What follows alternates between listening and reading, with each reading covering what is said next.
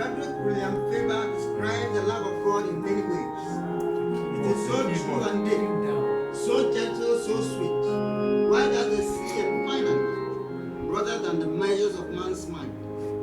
It is in the light of this appreciation of who God is that he throws out the invitation to all people to come and find rest and peace.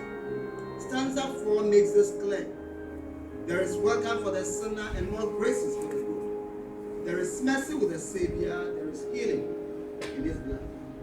He concludes by urging us all not to shudder nor fret and thus roam aimlessly about, but simply take God at his word, that out of the abundance of his rich graces, he will welcome even the most hardened sinner and cleanse him by his blood.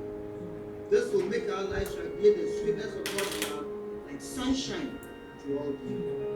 The verse saying, souls of men, why will ye scatter? 318 in the Revised English.